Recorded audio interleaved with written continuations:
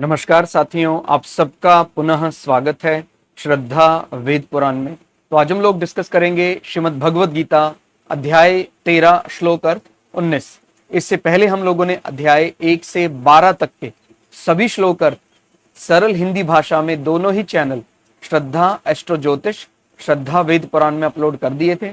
आप में से कोई भी व्यक्ति भगवद गीता को सरल हिंदी भाषा में समझना चाहता है, आप हमारे चैनल में आए जहां आपको 700 के 700 श्लोक अर्थ मिल जाएंगे। तो आज के श्लोक अर्थ में भगवान श्री कृष्ण अर्जुन को क्या कहते हैं? प्रकृति और पुरुष इन दोनों को ही तू यानी अर्जुन को संबोधित करते भगवान कह रहे हैं। और हमने जैसा कि तय किया था कि जब गीता को पढ़ना है तो अर्जुन की जगह अपने आप को रख लीजिए तो बहुत सरल हो जाएगा। तो भगवान आपको ही सीधा सीधा उपदेश दे रहे हैं कि प्रकृति और पुरुष इन दोनों को ही तू अनादि जान।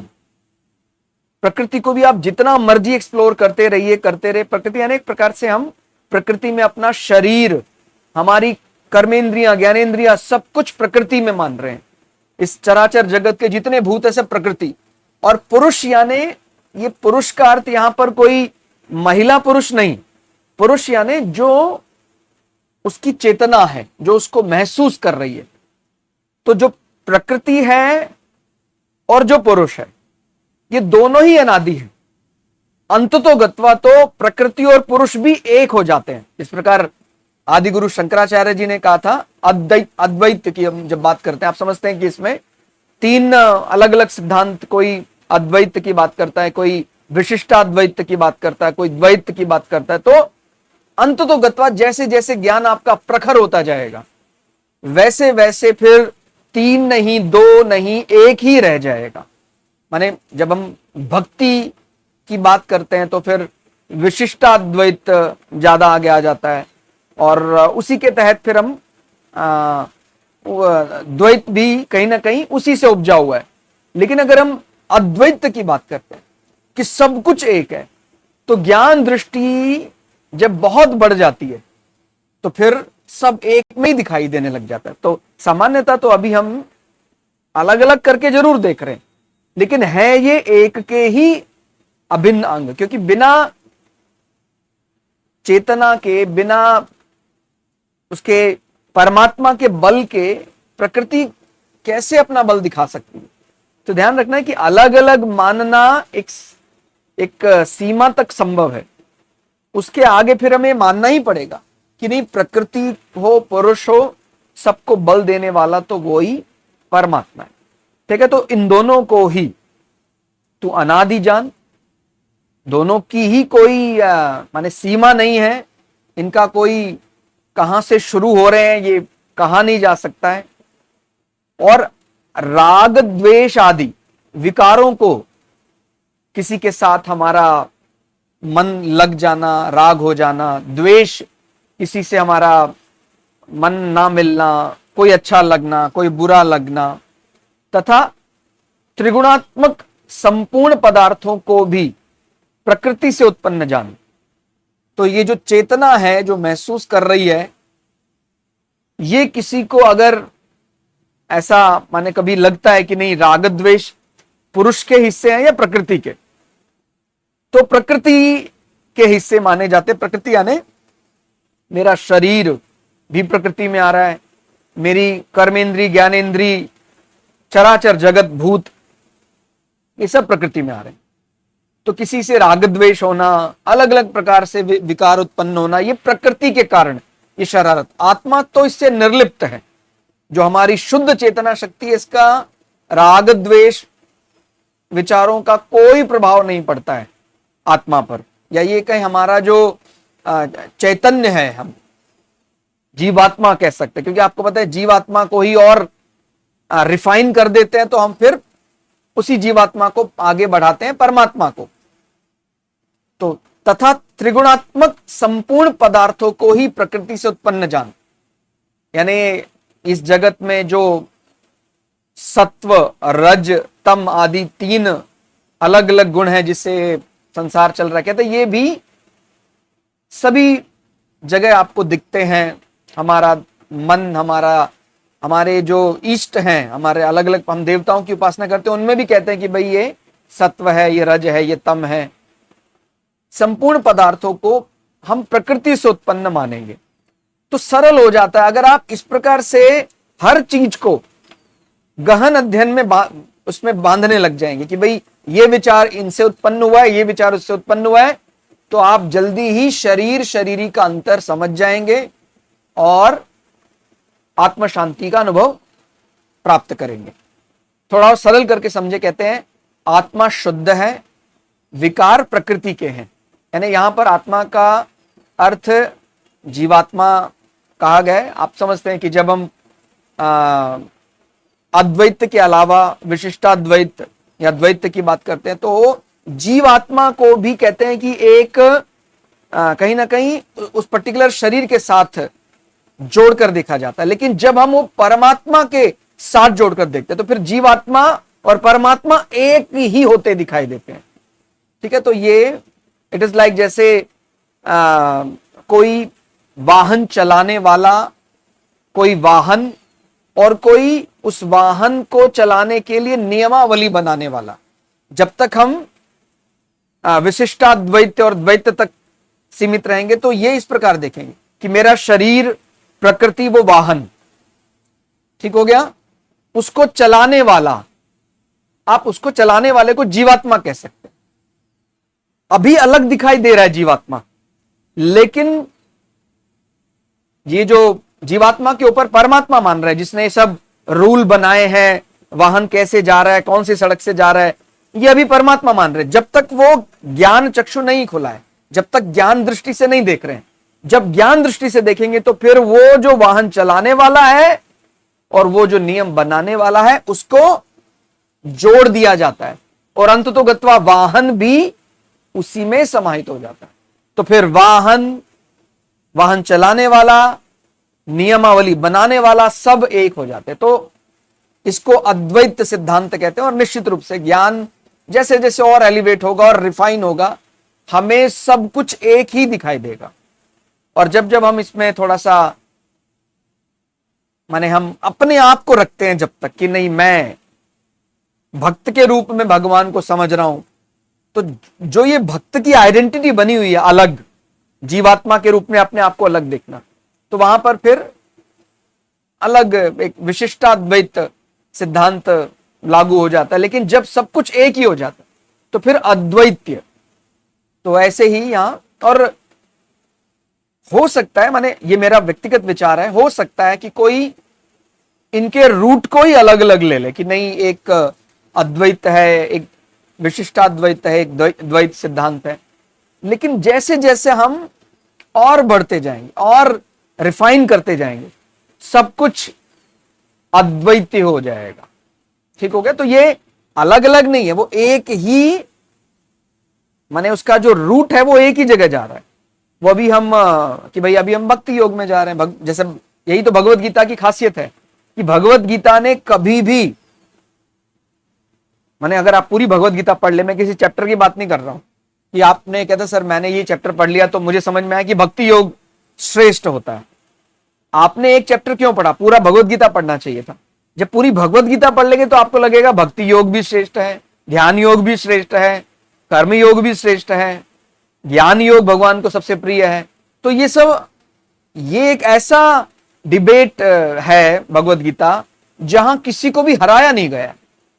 इस डिबेट में सब जीत गए। ठीक हो गया। तो ये ध्यान रखना है कि ऐसे ही कोई अलग अलग कह सकता है, ये सिद्धांत अपने को ज्यादा समझ में आता है कि भाई विशिष्टाद्वैत या द्वैत, लेकिन अंततोगत्वा जब सब कुछ एक में ही समाहित हो रहा है या एक से ही निकल रहा है तो वो अद्वैत ही क्यों ना माना जाए। ठीक हो गया। तो प्रकृति और पुरुष क्या है? प्रकृति का अर्थ यह संपूर्ण भौतिक संसार, शरीर, मन, बुद्धि, माया।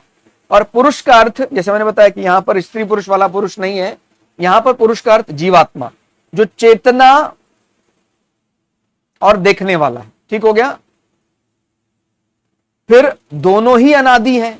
भगवान बताते हैं कि प्रकृति और आत्मा दोनों ही सनातन हैं, इन्हें किसी ने बनाया नहीं, ये ईश्वर की दिव्य व्यवस्था का हिस्सा है। तो अभी एक दृष्टि पे ऐसा लग रहा है कि जैसे प्रकृति अलग दिखाई दे रही है और पुरुष अलग, कह रहे भाई वो दोनों ही एक प्रकार से अनादि हैं।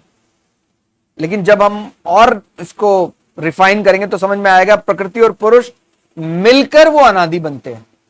ठीक हो गया। कहते हैं विकार कहां से आते हैं?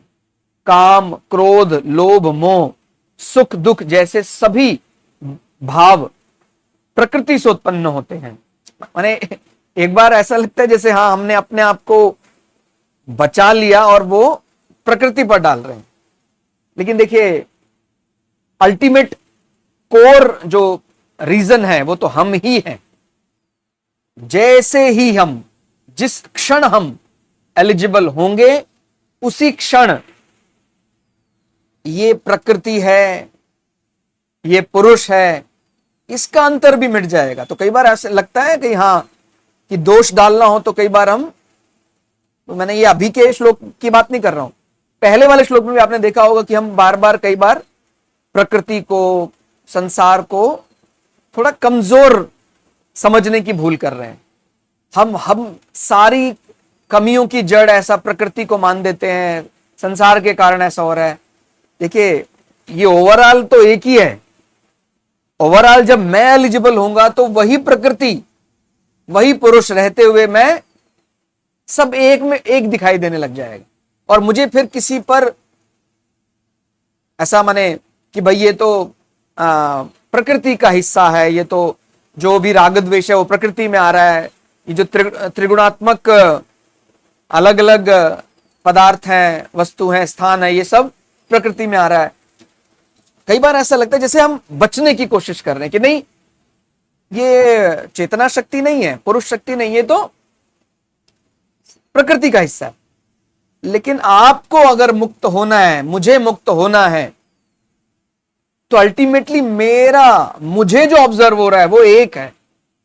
अब चाहे प्रकृति का मान ले, चाहे पुरुष का मान ले, अगर आपने सही मान लिया कि नहीं मेरे जीवन में अभी भी कमियां हैं, इस कारण ही वो ऑब्जर्व हो रहा है, प्रकृति का दोष मानकर ऐसा बच नहीं सकते कि भाई ये तो प्रकृति में हो रहा है, पुरुष का थोड़ी हिस्सा है, वो प्रकृति में हो रहा है, आपको क्यों अभी ऑब्जर्व हो रहा है?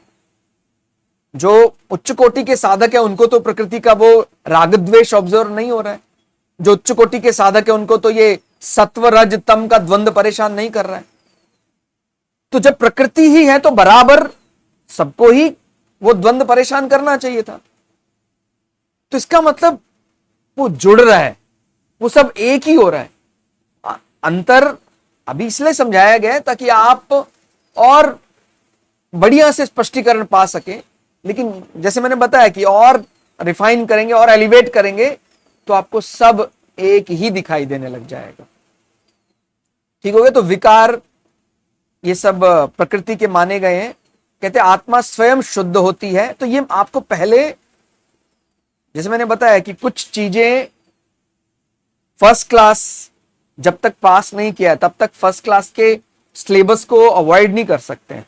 तो पहले फर्स्ट क्लास पास कर लें, फिर हम जब आगे पहुंच जाएंगे बैचलर्स डिग्री में, फिर हम फर्स्ट क्लास के सिलेबस को छोड़ सकते हैं कि भाई समझ में आ गया, छोड़ो उसको, ये बात यस नो चलती है, इसको माने इसको कंसिडर करने की अब आगे जरूरत नहीं पड़ेगी।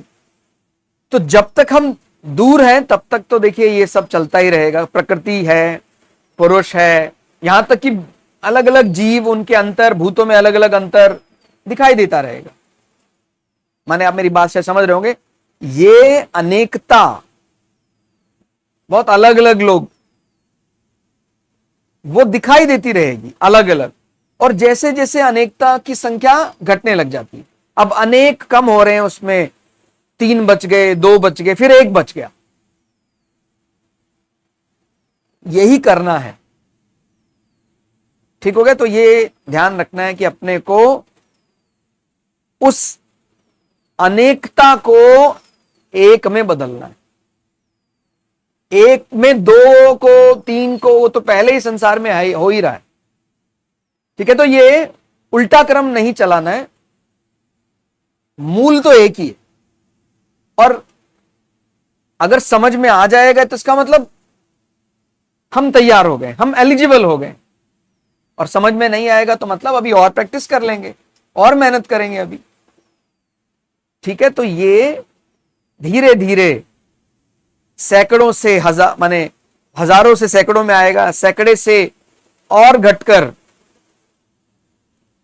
50 में आ जाएगा, 100 में आ जाएगा, फिर और घटकर 10 में रह जाएगा, फिर और घटकर 3, 2, अंततो गत्वा फिर वो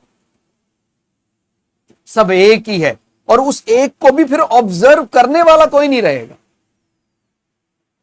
जब मैं केवल है बन जाएगा, फिर हम मुक्त हो जाएंगे। और मुक्त का मतलब फिर अब, और मैं बार बार ये बता रहा हूं, जितना मैंने सीखा है, गुरुओं के आशीर्वाद से पढ़ा है, यहां पर कॉम्प्लेक्स नहीं करना है। कॉम्प्लेक्स तो ऑलरेडी किया हुआ है सिस्टम को। कॉम्प्लेक्स यानी ज्यादा नहीं, उस ज्यादा से कम की तरफ जाना है। तो हम अभी चाहे माने या ना माने, अपने आप ही एक, और फिर उस एक को भी, माने सब में मैं दिख रहा हूं वो ठीक है, उसके बाद फिर मैं नहीं, वो है रह जाएगा। यही करना है। और यहां पर मोक्ष का अर्थ बार बार मैंने बताया कि मृत्यु से नहीं लेना है। हर बार कोई मृत्यु को प्राप्त हो रहा है इसका मतलब ये थोड़ी कि वो मोक्ष को जा रहा है। और बिना मृत्यु के भी कई मोक्ष को प्राप्त हो रहे हैं। ऐसा हमारी बुद्धि में ऐसा ये अर्थ थोड़ा सा फिट होने को ज्यादा ठीक लगता है, तो हम बोल देते हैं कि भाई ये तो अब सारे सांसारिक बंधनों से मुक्त हो गए, मृत्यु को प्राप्त हो गए, ऐसा ऐसा बोलते हैं। लेकिन यहां पर जिस मोक्ष की हम बात कर रहे हैं, वहां उसका अर्थ केवल मृत्यु नहीं, या ये कहूं मृत्यु से पहले भी मोक्ष मिल जाएगा। ठीक है, तो और इसमें सबसे बड़ी मदद कौन कर सकता है हमारी? इसमें मेरी सबसे बड़ी मदद, मेरी यानी आप अपने हिसाब से, अपने प्रोस्पेक्ट से अगर आप देखेंगे तो सबसे बड़ी मदद मेरी मैं ही कर सकता हूं। कहता नहीं सर गुरु तो कर ही सकते हैं। गुरु निश्चित रूप से कर सकते हैं। गुरु आपको मार्ग बना सकते हैं, उस मार्ग में चलना आपको ही है।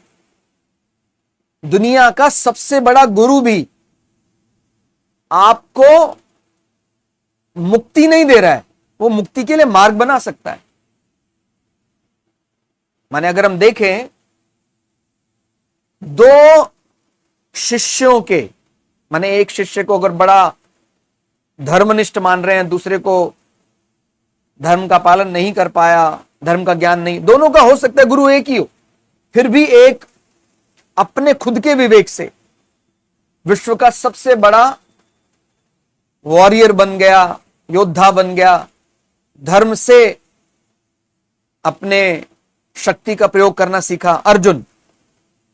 और वही गुरु द्रोणाचार्य का शिष्य दुर्योधन, जो अधर्म और अनाचार का प्रतीक माना गया, उनके गुरु भी वही थे। तो गुरु ने मार्ग दिखाया, लेकिन दुर्योधन ने चलने से मना कर दिया। तो ये कहना,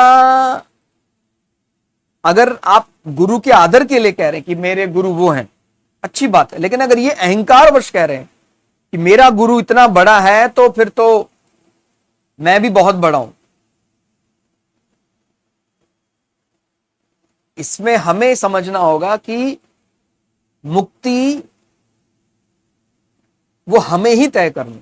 इसमें सबसे बड़ा साक्षी, सबसे बड़ा जो ऑब्जर्वर है, ऑब्जर्व करने वाला आप हैं। ठीक है, तो तीनों गुणों का प्रभाव, सत्व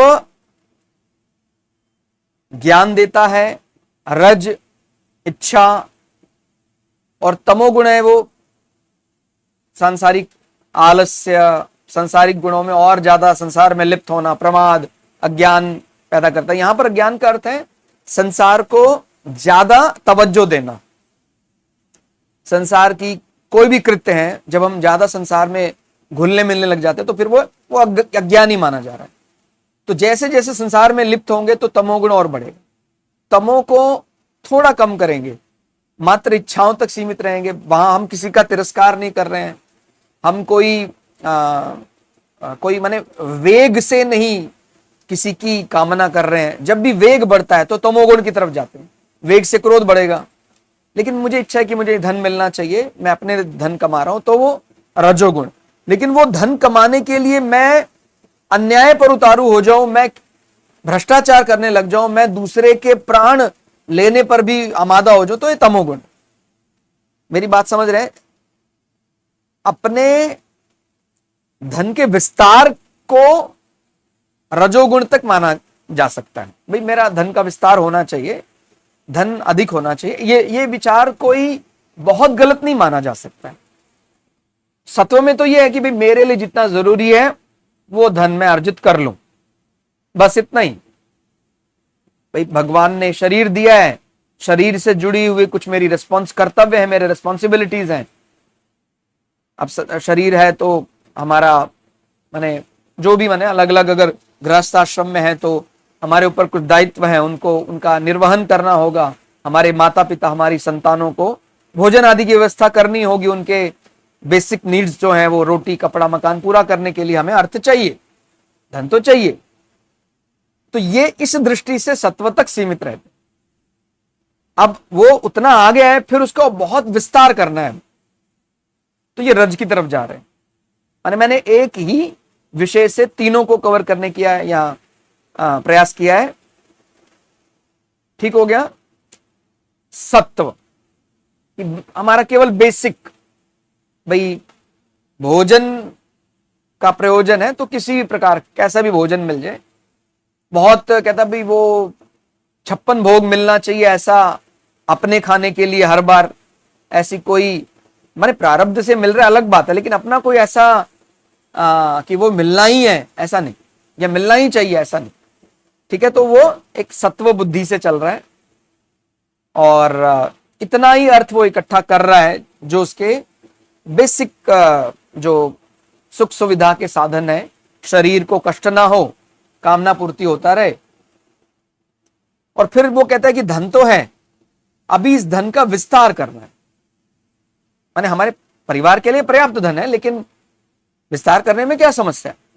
तो जब ये विचार मन में आता है तो फिर ये कहीं ना कहीं हमारी इच्छा को और बढ़ाने के हिसाब से होगा कि भाई मेरी ज्यादा धन होगा तो थोड़ा और इसका जो भी माने सदुपयोग किया जा सकता है।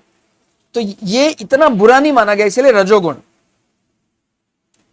अब इसके लिए वो प्रयास कर रहा है और वो इकट्ठा भी कर रहा है बढ़िया से। तो ये अधिक धन कमाना, अपने जरूरत से ज्यादा उसमें और ज्यादा समय लगाना, रजोगुण तक चले गए। फिर उसके बाद एक मन में विचार आया कि भाई जितना जरूरी था उससे भी शायद मैं अभी 10 गुना ज्यादा मेरे पास हो गया है। मुझे लगता था परिवार की इतनी आवश्यकता है, उससे तो 10 गुना ज्यादा होगा। लेकिन ऐसा लगता है कि ये सबसे विश्व में ज्यादा हो जाए तो और तो आनंद। तो अब जब क्या आ रहा है इसमें, मैं मेरा बढ़ रहा है, तो ये अगली ही छलांग लगाते हैं रजोगुण के बाद तम में फिर एक प्रकार का वैचारिक हिंसा होने की संभावनाएं बढ़ जाती है। जैसे ही अपनी जो हमारी सीमा थी उससे 10 गुना से भी आगे अब बढ़ा है, फिर भी हम और बढ़ना चाह रहे हैं। मैं फिर यहां क्लियर कर रहा हूं, अगर प्रारब्ध से बिना किसी को कष्ट पहुंचाए, बिना किसी का हक छीने, अगर अपने आप ही महालक्ष्मी मेहरबान है, आपने कोई उसके लिए अतिरिक्त उसको बोझ नहीं माना है, तो आप तो रजोगुण से ही चल रहे हैं। या ये भी कई बार हो जाता है कि व्यक्ति का विचार केवल अपने लिए जितना जरूरी है। जैसे राजा जनक, कहने को राजा है, लेकिन उनको विदेह राज, कि अगर कोई ऐसा संकट आ पड़े, प्रयास वो करेंगे अपने राष्ट्र की रक्षा के लिए, लेकिन अगर राष्ट्र पर संकट आ पड़े तो तैयार हैं कि हो सकता है मैंने सब कुछ कर लिया फिर भी मेरा अपना महल, मेरा अपना राज्य ना रहे, मेरी प्रजा ना रहे, मेरा परिवार ना रहे, यहां तक कि मेरा शरीर भी मुझसे ना रहे। इसको लेकर भी वो मेंटली प्रिपेयर हैं, ये कह सकते हैं आप। इसीलिए उनको बोलते हैं अपने देह का भी मोह नहीं। इस प्रकार का विचार राजाओं के मन में आना तो करीब करीब मतलब विदेह राज जैसा हो तो अलग बात है, नहीं तो आज के समय तो किसी राजा के मन में ऐसा विचार आना बहुत ही कठिन है कि भाई अभी राजा है, सब कुछ छिन जाए, शरीर भी चला जाए, कोई दिक्कत नहीं, जरा भी शिकायत नहीं करेंगे। इसीलिए तो उनको बोलते हैं महात्माओं का महात्मा कहा जाता है राजा जनक को। बड़े बड़े ऋषि साधु राजा जनक को प्रणाम करते हैं, उनसे सीखने आते हैं। सुखदेव जी महाराज भी एक बार उनसे अपने पिता के कहने पर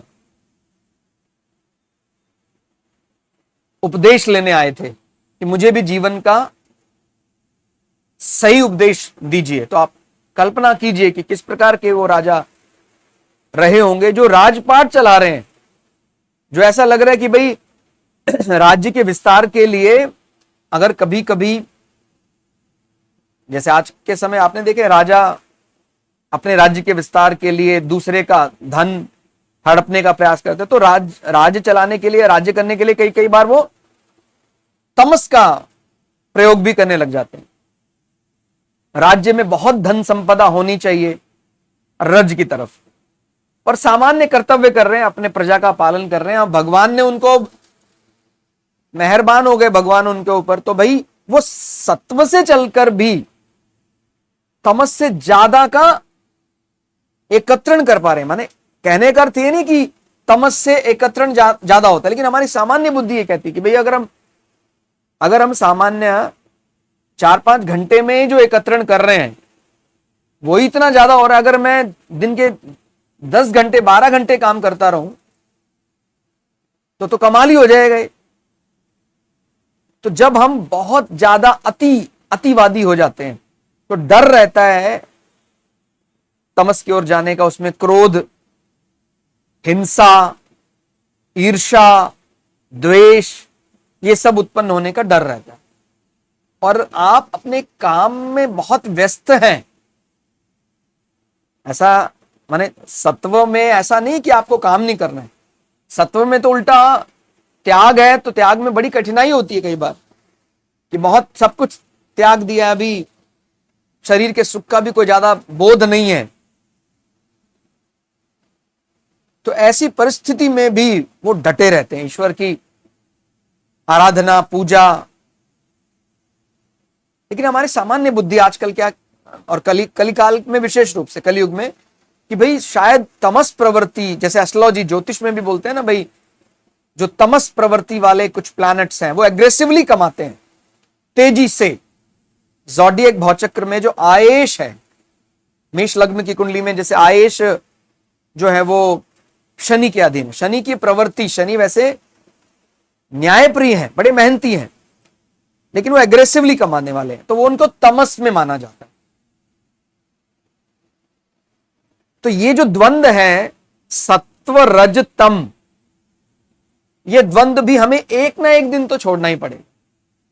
ये आगे भी हम पढ़ेंगे, पहले भी पढ़ चुके हैं, अभी भी इस पर चर्चा कर रहे हैं कि ठीक है, विष्णु को सत्व कह रहे हैं, ब्रह्मा को रज कह रहे हैं, भगवान शंकर को तम कह रहे हैं, लेकिन इस द्वंद्व को भी हमें समाप्त करना होगा, तभी हम अपने परम लक्ष्य परमात्मा तक पहुंच पाएंगे। विभेद समाप्त हो जाना पड़ेगा। भाई मन में अभी आता है कि भगवान शंकर का रूप अलग है, विष्णु का रूप अलग है, ब्रह्मा जी का रूप अलग है। अभी 3 रूपों में जब एक रूपता दिखाई देने लग जाएगी कि नहीं वो एक ही है, आप ऐसा कह लें कि सत्वरज तम एक है, या सत्व रज तम से परे है परमात्मा। दोनों ही बातें सही हैं। ठीक है, तो ये जो अज्ञान बुद्धि पैदा होती कि भाई ये सत्व है, रज है, तम है, जब हम शुद्ध चेतना या क्षेत्रज्ञ को समझ जाते हैं, क्षेत्रज्ञ की बुद्धि से देखने लग जाते हैं कि नहीं, मैं पुरुष हूं, ये सब प्रकृति है, ये बोलने का विषय नहीं है, वो महसूस करता है उसको। फिर वो धीरे धीरे सत्व रज तम के अंतर को भी समझ जाता है कि भाई ये शरारत मन के कारण मुझे महसूस हो रही है, बाकी ऐसा वास्तव में कुछ नहीं है। सत्व रज तम तो है ही नहीं। मुझे क्यों लग रहा है? क्योंकि मैंने अपना जुड़ाव अभी भी प्रकृति के साथ माना हुआ, मैंने अपना जुड़ाव पुरुष के साथ नहीं माना हुआ। तब तक फिर ये अलग अलग बाधाएं उत्पन्न होती। माने मैं शरीर में आया और जब मैं अपने आप को शरीर का हिस्सा मान लेता हूं, शरीर का मानते ही फिर मैं क्या मानने लग जाता हूं? मैं प्रकृति। और अगर मैं एक बार ऐसे सोचूं नहीं, शरीर में मैं आ गया हूं लेकिन मैं शरीर नहीं हूं, तो अपने आप ही आप देख रहे हैं, क्योंकि ये सब राग द्वेष मेरे शरीर में हो सकता है, राग द्वेष संसार में हो सकता है, लेकिन इस शरीर में रहने वाले शरीरी में नहीं हो सकता।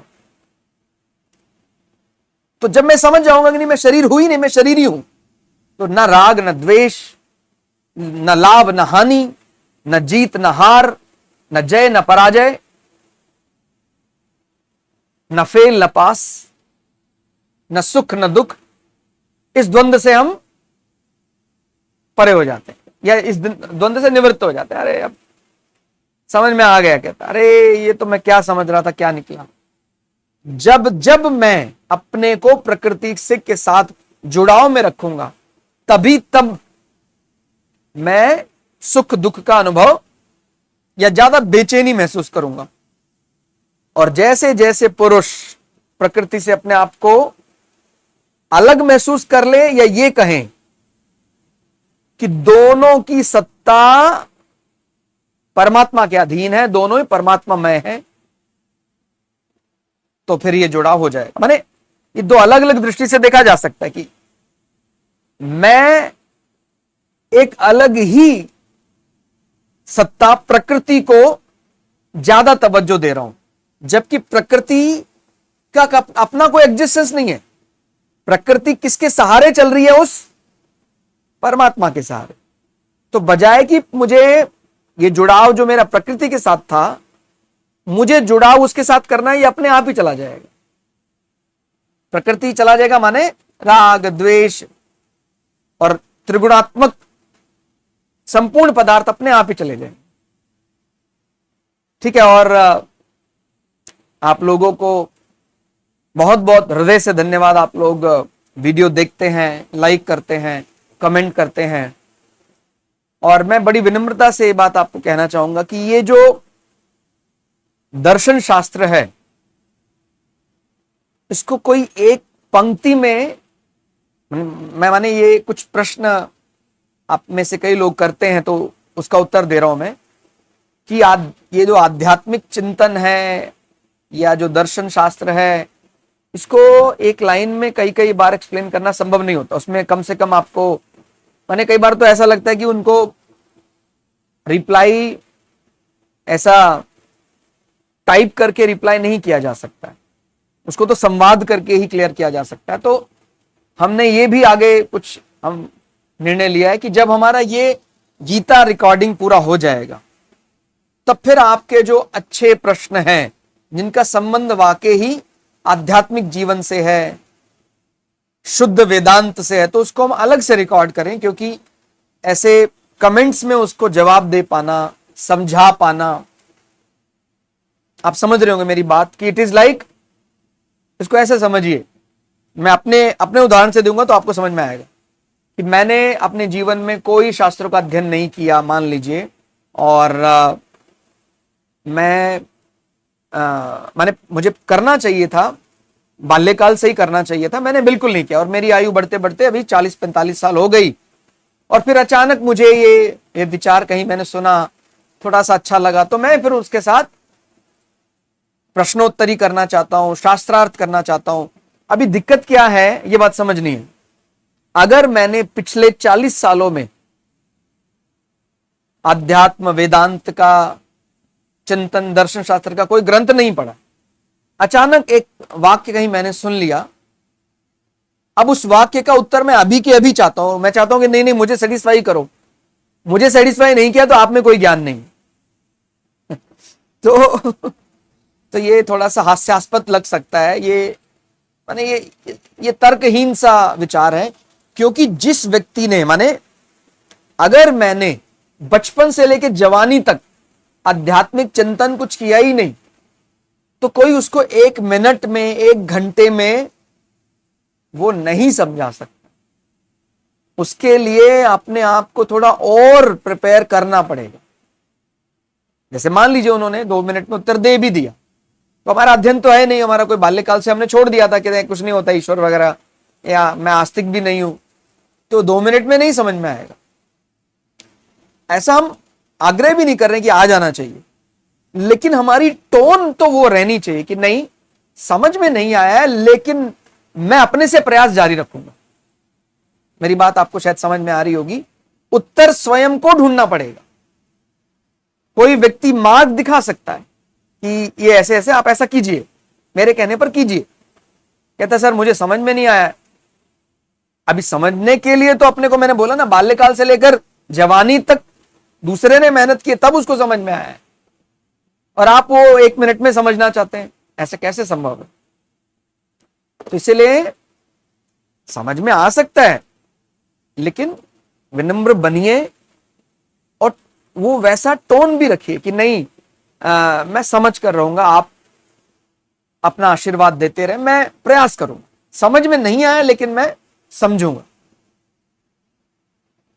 ढूंढने से तो भगवान मिल जाता है, तो यह एक विचार समझ में नहीं आएगा क्या? तो इसलिए खोज सही दिशा से जारी रखिए, और समझदार के किसी भी वे से आप ले लें, चाहे आप उसको मॉडर्न स्टडी में बहुत कोई एजुकेटेड है, और चाहे कोई हमारे ग्रंथों के बहुत जानकार हैं, हो सकता है उनके पास आज का जो मॉडर्न डिग्री सर्टिफिकेशन है उसका कोई बड़ा डिग्री ना भी हो, लेकिन समझदारी की परिभाषा दोनों में एक सी है। जो वाकई बड़े समझदार हैं वो बहस से ज्यादा अपने शांति को तवज्जो देते हैं। यानी मुझे पता लगे या ना लगे, तुरंत में मन शांत रहना चाहिए, शांति से बढ़ना चाहिए, इस पर वो ज्यादा विचार करते हैं। इसलिए ये जरूर ध्यान रखना है कि धीरे धीरे बढ़ना है, और कोई भी वैचारिक हिंसा नहीं होनी चाहिए। वैचारिक हिंसा यानी प्रूव करके दिखाओ, ये कोई प्रूव करने का विषय नहीं है। ईश्वर एलिजिबल आप हैं तो समझ में आ जाएगा, एलिजिबल नहीं है तो समझ में नहीं आएगा। चाहे आप संसार के सबसे बड़े दर्शन शास्त्र के विज्ञानी के पास चले जाएं, वो नहीं समझा सकता। तो समझ में आ गया होगा आपको। प्रयास तो अपने को करना ही पड़ेगा, और जब हम 2-3 बरस का ये ट्रैक रिकॉर्ड देखते हैं तो वाकई बड़ी हैरानी होती है कि जब हम भगवत गीता के पहले अध्याय का पहला श्लोक रिकॉर्ड कर रहे थे, तो ये मात्र एक एस्ट्रोलॉजी चैनल के लिए किया गया प्रयास था कि हमारा जो दूसरा चैनल है श्रद्धा एस्ट्रो ज्योतिष, उसमें कई व्यक्तियों को दिक्कत होती थी। धर्म अर्थ काम मोक्ष, सत्व रजतम, ये द्वंद्व एस्ट्रोलॉजी में भी आता तो समझ में कम आता था। तो उस दृष्टि से हमने ये भगवत गीता प्लेलिस्ट शुरू की थी, या ये जो अलग चैनल बनाया बाद में फिर श्रद्धा वेद पुराण का। लेकिन आज हमें अच्छा लगता है कि इस चैनल के सहयोग से कुछ लोग ऐसे भी हैं जो एस्ट्रोलॉजी नहीं जानते हैं, एस्ट्रोलॉजी में उनका कोई खास अभिरुचि भी नहीं है, फिर भी वो लोग भगवत गीता की जो उसकी जो सही उसका जो एलिक्सर उसका है, मॉरल है, उसको अपने जीवन में उतार रहे हैं और अपने जीवन को शांत कर पा रहे हैं। और मैं बार बार यही कहता हूं कि भगवत गीता ही एस्ट्रोलॉजी का भी सुप्रीम ग्रंथ है। अगर गीता ही समझ में आ जाए तो हमें किसके साथ कैसा बर्ताव करना है यह भी समझ में आ जाएगा। ठीक है, अर्जुन युधिष्ठिर के साथ कैसा बर्ताव कर रहे हैं, बड़ा भाई है केवल इसलिए नहीं, ये बात समझनी है। दुर्योधन भी देखा जाए तो नकुल सहदेव के बड़े हैं, फिर भी नकुल सहदेव उनके प्रति तो वैसे, या अगर हम अर्जुन और दुर्योधन का भी ये संबंध कहें तो अर्जुन उनको वैसा सम्मान क्यों नहीं दे रहे हैं। बड़े तो क्योंकि वो भी युवराज उनके बाद घोषित हो गए थे, जब युधिष्ठिर को युवराज पद से हटाया गया तो एक प्रकार से युधिष्ठिर भी युवराज बना दिए गए। लेकिन ये बात समझने वाली है कि बड़े का सम्मान केवल बड़े होने पर नहीं मिल रहा है, बड़े का सम्मान धर्मनिष्ठ होने पर मिल रहा है कि भाई ऐसा भाई तो हमने देखा ही नहीं, कि भाई इतना होने पर भी धर्मराज युधिष्ठिर अगर कोई बात कह देते हैं तो उनकी बात कौरव भी मानते हैं कि भाई युधिष्ठिर ने बोला है, आंख बंद करके मानते हैं। तो ऐसा भाई तो हमने देखा नहीं। और फिर मैं वही बात कहूंगा कि जो अभी एलिजिबल नहीं हुआ है उसको इस वाक्य में भी अच्छाई नहीं मिलेगी, उसको बुराई ही मिलेगी। वो केवल लाल घेरा ही ढूंढता रहता है और अंततोगत्वा वो फिर उसी लाल घेरे में समाहित हो जाता है। मतलब क्योंकि उसको अभी बार बार आना है, बार बार जाना है, तो वो सॉल्व नहीं कर पाएगा, केवल वो ट्रैप में फंसने वाले जो जो पॉइंट्स है वहीं वो अटक जाए। इसलिए किसी ट्रैप को और बड़ा ट्रैप बनाना तो शायद सरल है, लेकिन इस ट्रैप से निकलना मुश्किल है। तो हम सब इस ट्रैप से निकलने वाले बने, उलझना नहीं है, सुलझाना है। और जब सुलझाना है तो फिर मानना ही पड़ेगा। मानने का मतलब जबरदस्ती मान जाए ऐसा कुछ नहीं है कि आप जबरदस्ती ईश्वर को माने, लेकिन एटलीस्ट वो ग्रैटिट्यूड तो दिखाएं कि अगर कुछ सही हुआ तो मैं मान जाऊंगा और मैं बहुत विनम्रता से ही प्रश्न करूं। मैंने बोला ना, ज्ञानी के लक्षण है वो विनम्रता कभी नहीं खोता है। और जो अज्ञानी होगा वो हर बात पे अपना आडंबर ऐसा दिखाएगा जैसे उससे ज्यादा ज्ञानी संसार में कोई नहीं। तो बार बार यह है कि मुक्ति समझाने का नहीं, समझने का विषय है, और आप इसको खुद ही समझें, इसके लिए प्रयास करें। और अगर ये चैनल आपको थोड़ा सा भी मार्गदर्शन दे पाया तो हमारे लिए बहुत बड़ा ये एक सौभाग्य होगा कि हमारा ये आपको जरा सा भी इससे फायदा हुआ। और इस प्रयास को हम आगे भी जारी रखेंगे और गीता के 700 के 700 श्लोक पूरे करेंगे। आज के लिए इतना ही, मिलते अगले श्लोक के साथ। तब तक के लिए जय श्री भगु पराशरा, जय श्री शुक्राचार्य, नमस्कार।